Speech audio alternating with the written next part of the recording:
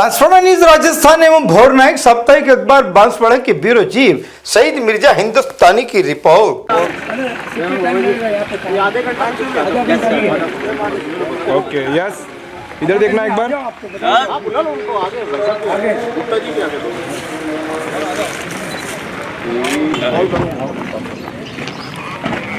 आगे क्या देखिए, सही दे दो हितेश जी पटेल हमारे देखिए गुप्ता, अगर बात हुई आपसे सभी को प्रणाम।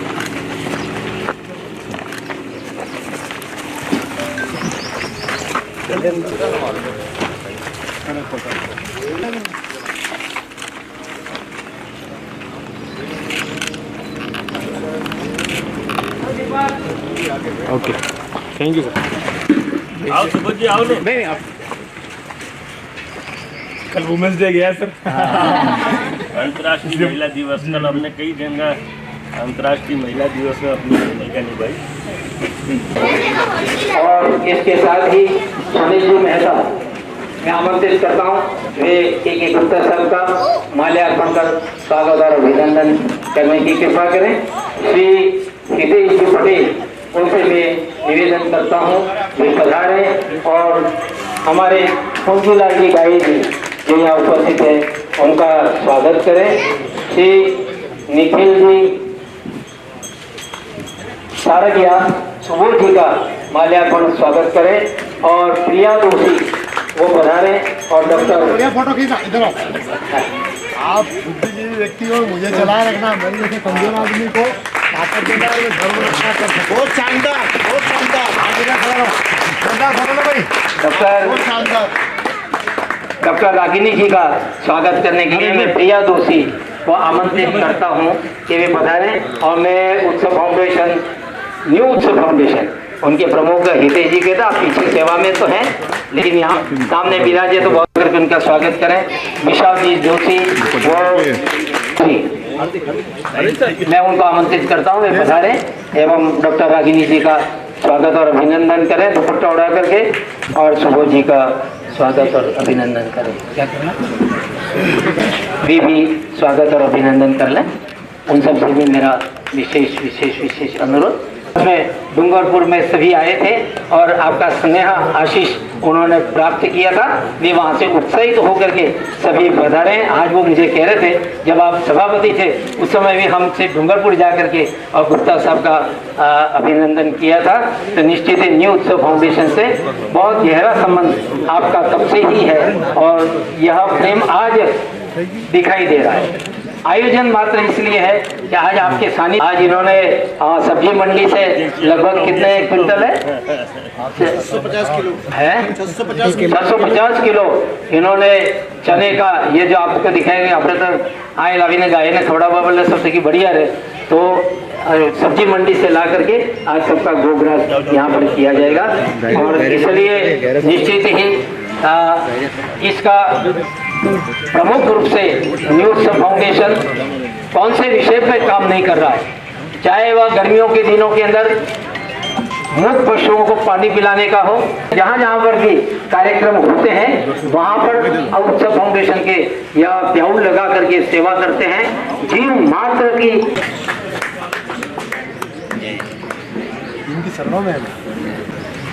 मदारेश्वर गौशाला में आयोजित आज के इस भव्य कार्यक्रम के संयोजक उत्सव फाउंडेशन और कार्यक्रम के अतिथि हमारे बीच में कुछ समय पहले आपके शहर के जुझारू कहूँ, कर्मठ कहूँ, सनातन प्रेमी, राष्ट्रवाद की चिंता और चिंतन करने वाले और इस जिले की बहुत कम समय में कमान संभालकर जिले के लोगों को दिलों से लगाकर एक भारतीय जनता पार्टी की ऊर्जा जागृत करने वाले सम्माननीय हमारे ग्रासिया जी, जो अभी आवश्यक कार्यों की वजह से निकल गए, मंच पर विराजमान इस गौशाला को संभालने वाले और हम सब के मार्गदर्शक सम्माननीय पंड्या जी, उत्सव फाउंडेशन के शायद आप प्रबंधक हैं या संचालक हैं, मुझे नहीं मालूम, लेकिन कुछ समय पहले ही मेरी आपसे मुलाकात हुई आपके मन में भी शहर के प्रति बहुत ज़्यादा जिज्ञासा है। भगवान आपकी सारी जिज्ञासा पूरी करे, क्योंकि पवित्र स्थान में बैठे हैं सम्मानीय सुबोध जी।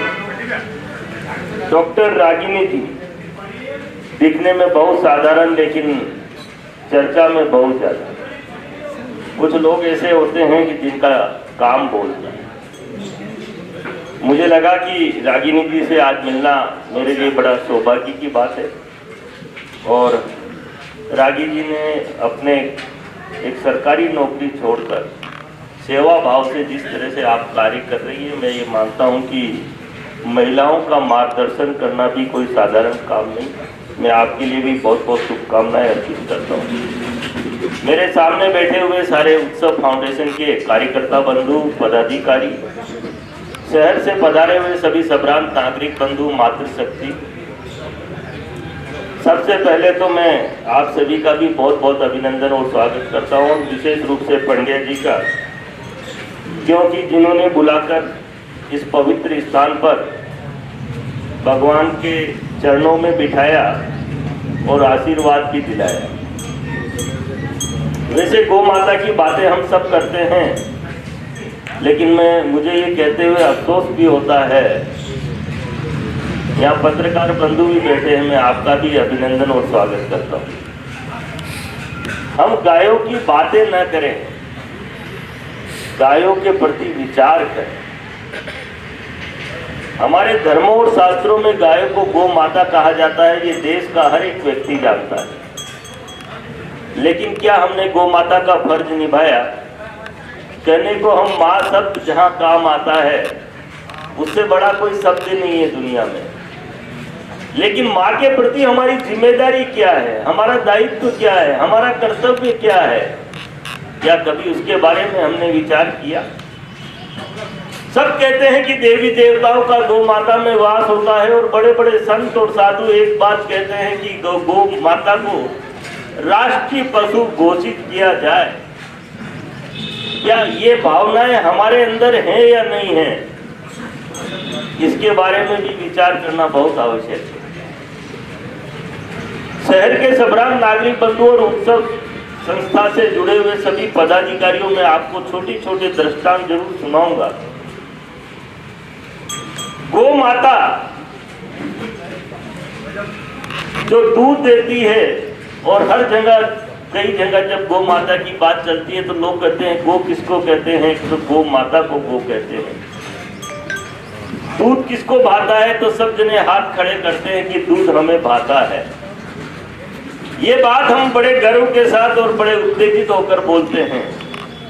लेकिन आजकल एक चलन चल रहा है इस हिंदुस्तान में, माताएं बहनें, जो पहली रोटी शास्त्रों में लिखा हुआ था कि गौ माता को देनी है, आजकल मैं यहाँ की बात नहीं कर रहा हूँ, मेरे अनुभव की बात कर रहा हूँ, आप लोग पूरा मत मान जाना। ज्यादातर माताएं बहनें अपनी पहली रोटी घर की जो निकलती है वो अपने पति देव को खिला देती है। मैं आपकी बात ही नहीं कर रहा हूँ ना, आप हाथ क्यों हिला रहे? इस पर विचार करने की आवश्यकता है। और जब पहली रोटी अगर अपने पति देव को खिला देती हैं तो वहीं राष्ट्रवाद की बातें और खत्म हो जाती, शास्त्रों की बातें समाप्त हो जाती हैं। यहाँ से हमारा अध्याय प्रारंभ होता है। हमें इस पर विचार करना होगा। और यहाँ बैठी हुई माताएं आज एक संकल्प लेकर जाएं कि हम पवित्र स्थान पर हैं। और देखिए, मुझे माननीय न्यायालय ने आपके बीच में आने का मौका दिया है। मैं जाना, ये बात जरूर है कि गौ की रक्षा में मैंने बहुत बड़ा काम किया है, इसमें कोई संदेह नहीं। हमने अगर एक गाय को भी जीवन दे दिया तो मैं एक बात विश्वास के साथ कह सकता हूं कि हमारा जीवन सफल हो जाएगा, एक गाय। लेकिन दूसरे शहरों की महिलाएं गौ हत्या कर रही हैं, इस पर विचार करने की आवश्यकता है। उत्सव संस्था के सारे पदाधिकारियों को मैं नम्र निवेदन कर रहा हूं कि देखिए, जो ये प्लास्टिक की थैलियां, माताएं बहनें जो रात को खाना बच जाता है प्लास्टिक की थैली में खाना फेंक करके सड़कों पे डाल देती है, खुले में डाल देती। मैंने आते ही सबसे पहले पंड्या जी को पूछा कि आपकी गौशाला में नगर परिषद ने कितनी गायें छोड़ी। शायद आप लोगों को ध्यान में नहीं होगा, इसकी डेली मॉनिटरिंग में कहीं भी रहता हूं, मैं जो भी काम करता हूं उसकी मॉनिटरिंग में स्वयं करता हूं। मुझे आप मालूम था रात को 44 गायें यहाँ पर आई हैं और ये बांसवाड़ा शहर से ही पकड़ के ला रहे हैं, दूसरी जगह से नहीं। ये वो गाय पकड़ के ला रहे हैं जो माताएं बहनें उन पर अत्याचार कर रही हैं, उनको प्लास्टिक खिलाने के लिए मजबूर कर रही हैं। हमें इस बात पर बड़ी गंभीरता से विचार करना होगा कि अगर हमने प्लास्टिक की थैलियां में सामग्री नहीं भी रखते हुए अगर कुछ भी रखकर अगर सड़कों पर छोड़ दिया और गौ माता ने उसको खा लिया, आप एक बात निश्चित मानना, उस गौ माता की हत्या 100% आपने कर दी और आप पाप के भागी हो गए। अगर रास्ते में थैली पड़ी है और अगर आपने वो भी नहीं उठाई, तब भी आप केवल और केवल कहने के लिए गौ के सेवक हो, बाकी तो बस खाली मन को संतुष्टि दे। और एक बात और मैं आपको बहुत गहरी बात बता दूं, लोगों को इस बात की जानकारी नहीं। हमने देखा है कि लंबे समय से कैंसर की जैसी बीमारी जो कि जानलेवा है, इसमें जो बढ़ोतरी हो रही है उसकी कल्पना कभी किसी ने नहीं की होगी। मैं दिल्ली की एक नेशनल मीटिंग WHO की मीटिंग में बैठा था, उसमें एक बात निकल कर आई और वो बात बड़ी आश्चर्यजनक थी। मुझे बड़ा आश्चर्य लगा कि ऐसा भी होता है क्या। जो गाय प्लास्टिक खाती है, अगर उसका दूध आपने पी लिया तो आपके कैंसर हो सकता है। जरूरी नहीं कि नहीं हो सकता है। ये हमारे वैज्ञानिक और बड़े बड़े डॉक्टरों का शोध किया हुआ है। हम हमारी हत्या भी कर रहे हैं, गाय की हत्या भी कर रहे हैं, हमारे धर्म और शास्त्रों की हत्या भी कर रहे हैं, उसके गुनाहगार हम हैं। गाय की ताकत क्या है, मैं एक दृष्टांत सुनाकर मेरी बात को समाप्त करूंगा। और यह दृष्टांत भी किसी साधारण व्यक्ति से नहीं सुना मैंने। जब भी कोई गौ सेवक आता था, बड़े बड़े संत आते थे, गौ भक्त आते थे, तो मैं उनकी कार्यशाला में जाता था। एक जगह बैठा था, एक गौ भक्त ने अपने उद्बोधन में बताया कि एक बेटा कारगिल के युद्ध में जा रहा था और कारगिल के युद्ध में जा रहा था तो उसकी मां से लिपटकर जोर जोर से रोने लगा। तो मां भी रोने लगी कि रोता क्यों है, कि मां मैं जा रहा हूं, पता नहीं वापस लौट कर आऊंगा या ना आऊंगा। तो मां ने बड़े सब्र रखकर बेटे को आशीर्वाद दिया और कहा कि एक काम कर, तू जा तो रही है, तुझे मन के अंदर एक चिंता सता रही है कि मैं वापस आऊंगा या ना आऊंगा। अपने प्रांगण में, आंगन में गाय खड़ी है, उसके चरणों में आशीर्वाद लेकर जा। तो बेटा मुस्कुराया कि मां क्या कह रही है, और उस बेटे ने मां के आदेश के अनुसार जाके गाय के चरणों में धूप खाई और कारगिल के युद्ध में चला गया। जब वो युद्ध से वापस से सुरक्षित आया तो बहुत जोर से रोता रोता वापस आया। मां ने देखा कि बच्चे सकुशल है, फिर भी रो रहा है। मां से रहा नहीं गया। मां ने कहा बेटा तू एक बात बता, तू रो क्यों रहा है? जब तू सुरक्षित आ गया, अब रोने की आवश्यकता क्या है? तो बेटा मां को कहते कहते गाय के जाकर लिपट गया और बोलता है कि मां, इस कारगिल के युद्ध में जब युद्ध चल रहा था, मेरे छाती की तरफ गोलियां आ रही थी। पता नहीं ये गाय कहां से आती और मेरी छाती के आगे आके खड़ी हो जाती और वो गोली मुझे लगी ही नहीं। ये ताकत किसी में है तो गाय में है। ये कोई साधारण बात नहीं। यहाँ पधारे हुए सभी शहर के सप्रांत नागरिक बंधुओं, मेरा निवेदन है, आपसे अनुरोध है। देखिए मैं तो आज हूं, कल आपके बीच में शायद नहीं आऊं, कुछ टाइम आऊंगा और कुछ उसके बाद हो सकता है कि मैं आप लोगों से मिलना ना हो। लेकिन एक बात आप निश्चित कर लेना कि देश के यशस्वी प्रधानमंत्री और राजस्थान के यशस्वी मुख्यमंत्री ने एक सपना देखा है, और वो सपना ये देखा है कि राजस्थान का मुख्यमंत्री कहता है कि मैं राजस्थान को स्वच्छ बनाऊंगा, और देश का प्रधानमंत्री कहता है कि मैं देश को स्वच्छ बनाऊंगा। जिस प्रधानमंत्री ने देश और दुनिया में देश का नाम कितने स्तर पर ले जाकर ऊंचा किया, जो झंडा चांद पर भी फहराया, ये कोई मामूली हस्ती नहीं। और मैं तो एक बात कहता हूं कि जब जब देश में आपत्ति और विपत्ति आती है तो कोई इंसान ही भगवान का रूप लेकर उतरता है। मुझे बहुत अच्छी तरह से ध्यान में है, जब यूक्रेन और रूस का युद्ध चल रहा था, इस ट्राइबल बेल्ट के 68 बच्चे यूक्रेन में फंस गए थे। और मैं उस समय गुजरात में माननीय गृह मंत्री के गृह क्षेत्र के अंदर स्वच्छता का काम देख रहा था। मुझसे कुछ परिवार वालों ने संपर्क किया कि इस तरह से हमारे बच्चे यूक्रेन में फंसे हुए हैं, गुप्ता जी आप गृह मंत्री जी के गृह क्षेत्र में काम कर रहे हैं, इन बच्चों को कुछ हो नहीं जाए, हम कहीं के नहीं रहे। बिलक रहे थे, रो रहे थे, चिल्ला रहे थे। लेकिन एक बात जरूर थी कि वो बच्चे सारे मोबाइल पर, मतलब मोबाइल से बात कर रहे, व्हाट्सएप कॉलिंग कर रहे थे। कुछ बच्चों को जब उनकी माता पिता ने मेरे नंबर दिए, वो दृश्य देखकर शरीर के रोंगटे खड़े हो जाते।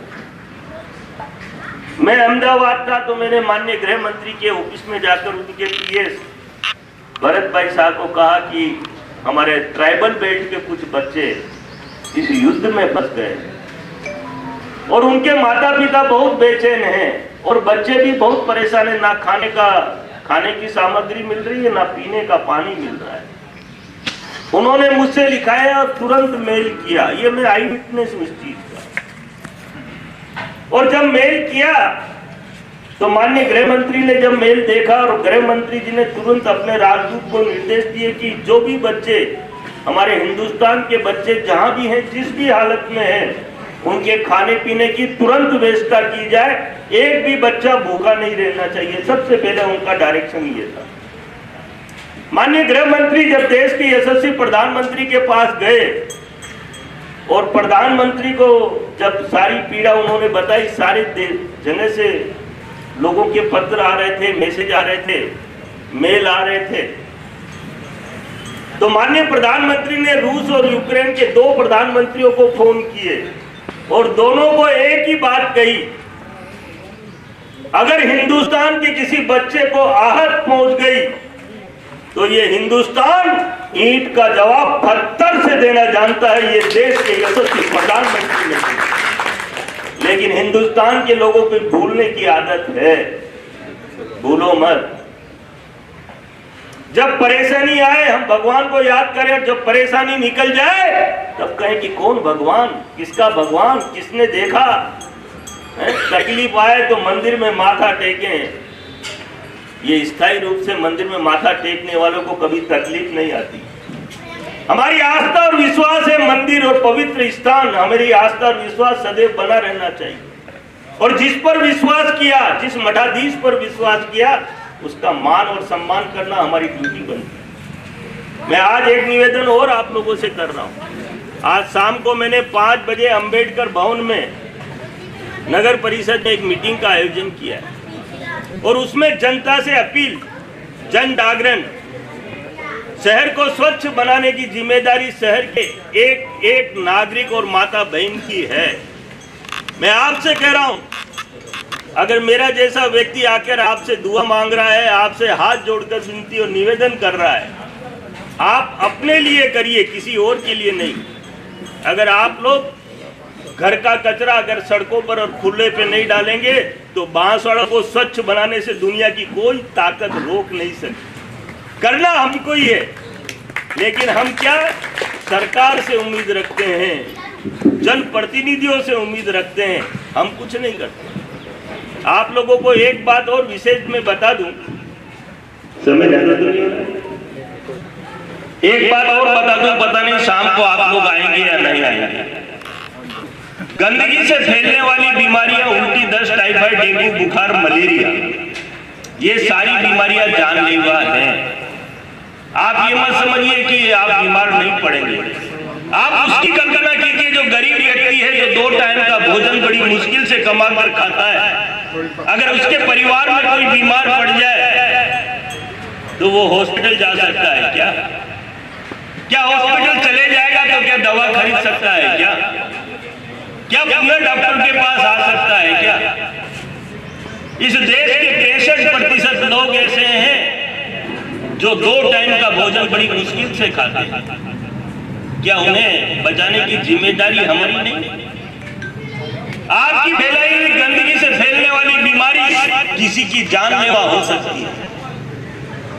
अगर शहर का हर एक व्यक्ति ये निर्णय कर ले कि नहीं, हम गंदगी नहीं फैलाएंगे और जो फैलाएगा उसको रोकेंगे, टोकेंगे, सारा काम हो जाएगा। मुझ पर माननीय न्यायालय ने और देश के यशस्वी प्रधानमंत्री ने, देश के यशस्वी गृह मंत्री ने, दोनों सरकारों के मुख्यमंत्रियों ने मुझे विभिन्न पदों से सवारा, मेरा मान सम्मान आदर सत्कार किया और अभी मुझ पर माननीय न्यायालय ने विश्वास किया और ये विश्वास मुझ पर नहीं, आप लोगों पर किया है। इसलिए मेरा निवेदन है कि गंदगी न फैलाए और गंदगी से फैलने वाली बीमारियों के अलावा एक हिंदुस्तान की बात और बता दूं। आज हमारी उम्र, एज ऑफ लाइफ जो है 66.2 वर्ष है और विदेशों में लोग 88 वर्ष तक जी रहे हैं। और नौजवान साथियों और युवाओं से पूछना चाहता हूं, क्या आप में से कोई बीमार पड़ना चाहता है? क्या आप में से कोई मरना चाहता है जल्दी? नहीं। आप क्या लाखों के अंदर भी एक जना हाथ उठाएगा नहीं? करोड़ों के अंदर भी पूछेंगे तो कि नहीं, हम तो 100 साल तक जीना चाहते हैं। लेकिन आपने 100 साल तक जीने के लिए क्या किया? क्या सहयोग रहा? क्या कंट्रीब्यूशन आपका है? केवल इसी बात की चर्चा करने के लिए आज शाम को हमने अम्बेडकर भवन में मीटिंग रखी है। वैसे आप देख रहे होंगे कि शहर बदल रहा है, आगे बढ़ रहा है और कुछ दिनों में शहर देश और दुनिया में अपना नाम प्राप्त करेगा, ख्याति प्राप्त करेगा। लेकिन उसका श्रेय अगर किसी को जाएगा तो शहर के एक एक वासी को जाएगा। मैंने कल कोशिश भी की है कि विद्यालयों में जाकर भी मैं बच्चों से संपर्क करूं। मेरे शहर में पढ़ने वाले 22,373 बच्चे, मेरे को एक एक बच्चे का मतलब डेटा मेरे पास आज भी है। उन 22,373 बच्चों ने डूंगरपुर के अंदर जो स्वच्छता की अलग जगाई, आज डूंगरपुर अंतर्राष्ट्रीय स्तर पर अपनी पहचान और योग्यता के कारण फेमस है, प्रसिद्ध है। वही प्रसिद्धि बांसवाड़ा की भी होनी चाहिए, तब तो हमारा यह आना सार्थक है। और आप लोगों से संपर्क करना और आप लोगों की समस्याओं का समाधान करने का मैं एक बात पूरे विश्वास के साथ कह सकता हूँ, समस्या चाहे छोटी हो चाहे बड़ी हो, सरकार आती है और चली जाती है, लेकिन ये काम ऐसा है जो दोनों सरकारों को प्रभावित करता है। अगर हमने मन से स्वच्छता को अपनाया तो हमारा तन भी मस्त रहेगा और आने वाली पीढ़ी, जो नई पीढ़ी आ रही, नई जनरेशन आ रही, उसका जीवन सफल हो जाएगा। मैं पुनः, क्योंकि मेरा विषय बहुत लंबा है और आज मुझे आप लोगों के बीच में काफी देर तक बोलना भी है। मेरा विषय है 6 घंटे में स्वच्छता, पर्यावरण, जल पर बोल सकता हूँ। बहन पर्यावरण पे बहुत बढ़िया काम कर रही है, ऐसा मुझे जानकारी मिली। बहन पर्यावरण पे मैंने बहुत अच्छा काम मैंने भी किया। मैंने केवल एक काम जरूर अच्छा किया, मैंने जो बोला वो किया। केवल मीडिया तक कोई काम नहीं रखा। कई मीडिया में छप गया, जैसी आ रहा है। हम नेताओं की आदत है भाषण अच्छा देंगे, मीडिया में छप गया, हमारा काम हो गया, जनता जाए वो आ गया। हमने ऐसा नहीं किया, जनता के साथ धोखा नहीं किया, पूरी तपस्या के साथ, पूरी लगन के साथ, पूरी ऊर्जा के साथ, पूरी ताकत के साथ जैसा कहा उसको धरातल पर उतार के दिखाया। ये पर्यावरण, ये बहुत गंभीर विषय है, कोई साधारण विषय नहीं। ये टेम्परेचर जो बढ़ता जा रहा है, 50 डिग्री तक टेम्परेचर आ गया है। कुछ समय के बाद आपने अगर कुछ वीडियो देखे होंगे, अगर ये टेम्परेचर ऐसे ही बढ़ता रहा, ये सृष्टि नहीं रहेगी। इस पर विचार करना। अक्सर लोग जब आग लगती है तो कुआं खोदने की बात करते हैं। वृक्षारोपण में भी मेरा कुछ टेस्ट अलग है दीदी। मैंने वृक्षारोपण किया, 25,000 पेड़ डूंगरपुर में लगाए, हर साल 5,000 पेड़ लगवाता था। लेकिन पेड़ थोड़े हट्टे कट्टे मोटे लगवाता था। 10 फीट से नीचे कोई पेड़ ही नहीं लगाता था, क्योंकि जितने भी 10 फीट से नीचे पेड़ लगे उनकी हत्या मैंने मेरी आंखों से देखी है। वो इतना टेम्परेचर, छोटा बच्चा अगर धूप में आधा घंटे बैठा तो वो घायल हो जाएगा। बड़ा थोड़ा क्षमता रखेगा, अगर धूप भी होगी तो उसको सहन कर लेगा। यही कहानी पेड़ों की है, और कम समय में हमें अच्छा ग्रोथ मिल जाएगा। हमने जब 10 से 12, 13, 14 फुट के पेड़ लगाए, आज सारे वृक्ष बन गए। वो पेड़ नहीं रहे, वृक्ष बन गए। और देखिए, कम से कम इस धरती माता की कर्जा लेके मत जाइए। ये धरती माता बहुत पवित्र माता है, इसको गंदी करने का अधिकार आपको नहीं है। सुखी नहीं रह सकता। लोग कहते हैं, मैं कहता हूं वास्तविकता को कोई नकारा नहीं कर सकता। अगर हम जब हमारा अंतिम दाह संस्कार होता है, और सबका होना है, कोई ये सोचे कि मैं अमर हो गया, ऐसा अभी तक तो कोई मुझे मिला नहीं। आप लोगों को मिला हो तो पता नहीं। जब हम जाएंगे 6 क्विंटल लकड़ी एक पेड़ साथ में लेकर जाएंगे, इस धरती माता का जो कर्जा लेके जाएगा तो ऊपर भी कर्जे में रहेगा, साथ में कुछ नहीं जाएगा। तो कम से कम जाने का इंतजाम तो कर दो, फिर इतना कर्जा लेके मत जाओ। हमारे देश के यशस्वी प्रधानमंत्री ने कुछ दिन पहले कहा था, एक पौधा अपनी माँ के नाम से लगा था। लोगों ने नहीं लगाया, तो मैंने उसमें पिता भी जोड़ा कि एक पौधा अपनी माता पिता के नाम से लगा। तो लोगों ने देखा, यार ये ठीक है, आधा आधा दोनों के नाम से तो कुछ नहीं लगाया। और वैसे सरकारी तंत्र बहुत सारे वृक्षारोपण कर रहा है, लेकिन सारे मरणोत्तर स्थिति में है। अगर हम उनको भी जिंदा रख लेंगे तब भी हमारा जीवन सफल हो सकता है। मैं पुनश्च पंड्या जी का बहुत बहुत आभार व्यक्त करता हूँ, धन्यवाद देता हूँ। उत्सव शाखा का आप उत्सव जैसा कार्य कर रहे हैं, इसमें स्वच्छता को भी अपने साथ जोड़े। आपको और रास्ते साफ होंगे तो भगवान दौड़कर चले आएंगे। वो गाना है ना, देखो वो दीवानों तुम ये काम ना करो, इस गाने में बहुत मत, राम का नाम बदनाम मत करो।